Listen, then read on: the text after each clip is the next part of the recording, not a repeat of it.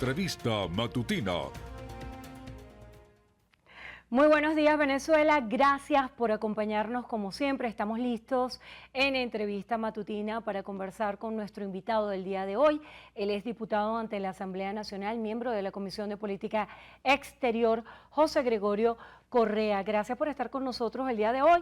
Día Mundial del Cáncer, y usted con su signo distintivo para sembrar conciencia, muy importante. Entre hombres y mujeres, no solamente para las mujeres, sino también los hombres, porque cada día crece más el índice de cáncer de mama en caballeros. Qué dato tan interesante y qué importante que usted Sí, ha ido creciendo sepa. muchísimo, y por eso mi solidaridad tanto con hombres y mujeres que padecen esta severa y grave enfermedad. Todos los que padecen la enfermedad y en general todos los venezolanos tenemos un santo que nos une y es José Gregorio Hernández. Recientemente usted estuvo de visita en el Vaticano, sostuvo reuniones con Pietro Parolin, que de hecho estuvo muchos años acá en Venezuela, por eso conoce muy de cerca la causa de José Gregorio Hernández. ¿Qué se pudo conocer acerca de este proceso de beatificación tan anhelado y tan esperado por todos los venezolanos? Tuvimos la oportunidad de estar en la creación de Diego Padrón como cardenal, acompañando al cardenal Baltasar Porras, y en el marco de esto también tuvimos reunión con su eminencia, el secretario de Estado, el cardenal Pietro Parolin. Está bien avanzada la canonización de José Gregorio Hernández, que para nosotros es nuestro santo. Es uno de los pocos factores que une a todos los venezolanos, además de la vino tinto, pero que no hay forma que un venezolano que sea creyente, católico, no crea en José Gregorio Hernández. Es un punto de unión. Y para nosotros es nuestro santo. Y yo creo que muy pronto, sobre el mes de abril y sobre el mes de mayo, recordando la fecha de hoy, sobre abril y mayo, nosotros podemos ver a José Gregorio Hernández en los altares de todas partes del mundo. Porque en los altares de nuestras iglesias, en los altares de nuestras casas, está José Gregorio Hernández, aunque usted piense de una manera o aunque usted piense de otra. Hablando de esos elementos que nos unen, ha habido una palabra que ha sido piedra angular entre todos los venezolanos y es el diálogo. Muchos han tenido resistencia a esta palabra por todo lo que ha implicado a lo largo de la historia reciente de la política nacional, pero recientemente el anuncio que se hiciera por parte del presidente de la República, Nicolás Maduro, y miembros de la plataforma unitaria de reanudar el proceso de diálogo, genera expectativas, por no llamarlas esperanzas, en los venezolanos. Quisiera conocer su punto de vista acerca de este proceso. Yo estoy de acuerdo con el diálogo, estoy de acuerdo que conversemos todo. Lo que no estoy de acuerdo es con perder el tiempo. Y yo creo que ese tema de Barbados que ocurrió, que antes se llamaba México, eso es una solemne perdedera de tiempo, porque el gobierno de Estados Unidos y el gobierno de Venezuela se conversan. ¿Cómo es que un grupo de venezolanos van a conversar a Barbados, van a conversar a México, y por qué no lo hacen aquí en Caracas? ¿Por qué la guerrilla colombiana va a Cuba a conversar con el gobierno colombiano? Porque su vida corre peligro, porque su integridad corre peligro. Pero tú me puedes explicar que para que un acuerdo entre el gobierno de Venezuela y un sector de la oposición, un sector, van a otro país a firmar. ¿Por qué? Y es que su vida corre peligro aquí si se van juntos, vuelan el mismo día, van y después regresan y usted lo ve caminando en las calles de las Mercedes, los Palos Grandes.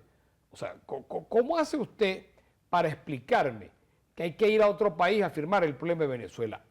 Endrina, a nadie le duele más el problema de los venezolanos que a los venezolanos. Los problemas venezolanos tenemos que resolverlos nosotros. Está bien que alguien ayude, coopere, ayude en algo a que nos entendamos. Pero si nos conversamos, si antes de irse, antes de agarrar el avión, se conversan las dos partes. Ah, bueno, mira, mañana vamos a hablar de esto, mañana vamos a hablar de lo otro. Agarran que se van para hablar de eso que dijeron que se iban a hablar aquí y luego hacer el teatro de la suscripción de una firma. Pues no, y además que la oposición no tiene dueño. La oposición somos todos los que pensamos distinto al gobierno, que tenemos distintas maneras de pensarlo. Unos que creen que la salida era aquí no se vota hasta que Maduro se vaya, y por eso hubo la abstención, y por eso el gobierno tiene 93% en la Cámara. Ese 93% le ha permitido nombrar el Tribunal Supremo de Justicia, el Consejo Nacional Electoral nombrará al fiscal general de la República, al contralor, al defensor, y después te dicen que el gobierno usa. No, si usted el único instrumento que tiene es el voto, no lo pierda, no lo pierda. ¿Por qué? Porque con eso el gobierno que no tiene votos requiere que usted no vote, y que el día que vote, Andrina, vote dividido. Y peor, que el día que haga un proceso de selección de candidatos, lo haga excluyente. Excluyente donde los demás no participan, como si usted fuera puro purificador santificado. Y que además de eso, quienes no estén habilitados para votar, queden electos. ¿Qué genera con esto? Una gran decepción en el electorado. Porque el día del año que viene, que vayamos a inscribir los candidatos, que se inscriban 6 o 7 candidatos en la oposición, que nos tiene que dar vergüenza, después de 24 años, no vernos puesto de acuerdo entre nosotros y tener un solo candidato, vergüenza nos tiene que dar, es que además que quien quede electo esté inhabilitado. Bueno, ¿eso qué va a generar? Una gran decepción en el electorado. Bueno, entonces yo no voto, no vale la pena votar. No, usted tiene que deponer actitudes, tiene que deponer que si no soy yo no es que se acaba el mundo, porque existen otros seres humanos que también pueden aspirar y que pueden representar la esperanza de los venezolanos en el proceso contra Nicolás Maduro. No es que si no soy yo no es nadie, y que si la fuerza de la calle, que si la presión, eso sencillamente es un engaño y es meternos en un camino de violencia que yo creo que ya no salimos de eso y ojalá que no tengamos que regresar más nunca. Diputado, estamos en cuenta regresiva para lo que va a ser este proceso de elecciones primarias de el excluyente domingo de un sector, 22. excluyentes de un sector. Más allá de sus apreciaciones, yo quisiera conocer cuál observa usted es el clima preelectoral y qué va a suceder el 23 de octubre. Pues un clima de soledad, porque yo quiero salir de este gobierno por la vía democrática, yo no voy a asistir allí ese día. Un sector de la oposición no va a asistir. O sea, es que nosotros no podemos aprender del 2015 que fuimos todos juntos y pudimos y logramos sacar la mayoría, después la votamos, es otro tema, pero logramos hacerlo. ¿Por qué hay que votar ahora si decían que aquí no se vota hasta que Maduro se vaya? ¿Qué pasó? ¿Maduro se fue? O sea, nos criminalizaron a nosotros los que queríamos votar. Nos criminalizaron, dijeron que eso era una cosa horrorosa, que eso era convalidar a Maduro. ¿Y para qué son esas primarias? Para inscribirse, para votar. O sea, ¿dónde está la contradicción? Entonces, que no creen en el CNE. Bueno, ¿y cómo que no creen en el CNE? ¿Quién te va a contar los votos? La cajita. La cajita no cuenta voto el CNE cuando usted salga a votar. Lo que no podemos es seguir engañando a la gente, metiéndola por un camino de falsedad, de puros y purificadores que lo único que hace es favorecer al gobierno nacional. Hablando de todo lo que ha sucedido camino a esas elecciones primarias, tenemos la renuncia de Enrique Capriles, Freddy Superlando, Roberto Enríquez. ¿Qué lectura se le da a esa declinación de candidaturas y qué va a pasar planteándonos escenarios posibles si ganara un candidato que está inhabilitado? Muy fácil, sensatez en ellos tres. Que si ven que no pueden ser, uno porque no tenga voto y otro porque estén inhabilitados, dele paso a quien pueda, dele paso a quien pueda. Ahora, ¿cuál es el escenario? Gana quien no puede y entonces ¿qué queda? El segundo, como que esto fuera una cuestión de caballo. O sea, retirado el primero, queda el segundo. O sea, ¿cómo es eso? O yo digo quién va a ser. Pero si ya sabemos cómo va a ocurrir todo, porque cuando los problemas son sobrevenidos, ok, pero ¿hay algún mecanismo para, después de esta perdedera de tiempo y de dinero, que no sabemos cómo es, de elegir un candidato y no pueda ser, ¿quién lo sustituye? ¿O seguimos hasta la avenida final? Seguimos, ¿cómo es eso? Usted si no se puede inscribir, no se puede inscribir, lamentablemente e injustamente. Pero eso es otra cosa.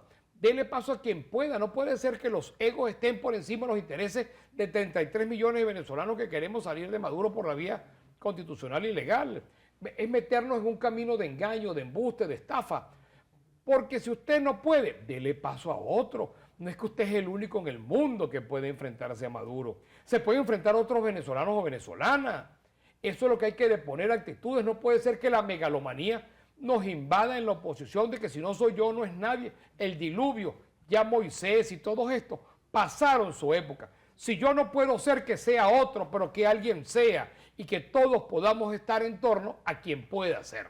¿Cómo observa Venezuela el 23 de octubre, luego de este proceso de elecciones primarias, independientemente del resultado que se obtenga? Bueno, un 23 de octubre de mucha bulla, que el cual se va a desinflar. Porque si usted lo que quiere escoger es un líder de oposición o quiere escoger un candidato presidencial. Pero esos líderes de oposición no duran más de 6 meses, no duran más de 3 meses, no duran más de un mes. ¿Por qué? Porque si usted lo que quiere es ser candidato para después escoger los candidatos a gobernadores, alcaldes, el día que eso llegue, eso es otra cosa. Estamos hablando de otra materia, pero no engañemos al electorado. Un electorado que después de 24 años de sufrir e insistir, vamos a pasar la pena de tener que escribir 4, 5, 6 candidatos porque no nos pusimos de acuerdo y que quien podía ser no podía ser. Eso es engañar a la ciudadanía. Diputado, hay un tema bien interesante. En todo lo que es este proceso de reanudación de diálogo hay dos premisas centrales. El tema electoral de cara a las presidenciales de 2024, las garantías electorales que está exigiendo parte de la plataforma unitaria y el alivio de las sanciones. Quisiera conocer su visión acerca de estos temas y qué pasaría si se da un adelanto o unas elecciones anticipadas para las presidenciales. Son tres cosas. La primera, estoy pero extremadamente de acuerdo en que las sanciones sean levantadas, porque los mismos que pidieron las sanciones, que son estos de Barbados, engañar a la gente como que si ellos son los que las pueden levantar, o porque ellos las piden, las van a quitar. Es una conversación de gobierno a gobierno. Estos son un grupo de venezolanos que dijeron que con las sanciones se iba Maduro, que con el bloqueo se iba Maduro, pero usted que es productor en Cojedes, que por cierto lo está transmitiendo Moda 101.5 en este momento, un productor en Cojedes vende adornos como estos que están aquí en la mesa, los fabrica, no los puede exportar a Estados Unidos. ¿Por qué? Porque hay un bloqueo, porque las cuentas no. Un venezolano que tiene una cuenta de Cele, que tiene una cuenta de esto, se la cerraron y se la bloquearon porque el gobierno está bravo de gobierno a gobierno. Y usted que no tiene nada que ver en política, ¿por qué sus cuentas se las cerraron? ¿Por qué sus cuentas se las bloquearon? Porque un grupo de irresponsables venezolanos dijeron que con el bloqueo, que con las sanciones, que si usted le cerraba las cuentas a los venezolanos, que si usted le ponía todo eso, el gobierno se iba. Pues eso era embuste. Eso era embuste. Lo que le hizo fue un daño a la economía. Quien produce en Venezuela no puede vender en Estados Unidos. Quien produce en Estados Unidos no puede vender. Usted para tener un tornillo, un repuesto, tiene que triangularlo porque no puede ser directamente. Porque el señor en Estados Unidos le dice, no me lo puedes depositar en mi cuenta porque está bloqueado. Pero si yo no tengo nada que ver con el gobierno, yo no soy gobierno, y el otro te dice, yo tampoco soy gobierno, yo no represento a Biden, yo no represento a Maduro, de empresario a empresario, y están bloqueados. Ese es el verdadero bloqueo, que el daño que le hicieron a Venezuela con este tema. Entonces, le cerraron la cuenta a Maduro, así que Maduro tenía una cuenta allá. Le cerraron una cuenta al otro. No, se la cerraron a ese pequeño comerciante que tenía una venta de compra y venta de productos de allá para acá o de aquí para allá. Cerraron el consulado. Bueno, es una maravilla, cerraron el consulado. ¿Y ahora qué tiene usted que hacer? Antes usted dejaba su pasaporte por 6 días allí en Santa Fe. Ahora tiene que ir a Bogotá, Madrid, a sacarlo, y dura días y días, semanas esperando el pasaporte. ¿Y qué pasó con eso? ¿Cayó Maduro? No, eso es engañar al electorado. Ojalá que algún día aprendamos a hablarle claro al electorado desde la realidad y no desde los sentimientos. Muchísimas gracias al diputado ante la Asamblea Nacional, José Gregorio Correa, por estar con nosotros en Entrevista Matutino, además miembros de la Comisión de Política Exterior. Siempre un placer estar aquí, muchísimas gracias. Gracias a ustedes también por habernos acompañado. La cita es en la emisión matutina de Noticiero Venevisión. Hasta entonces.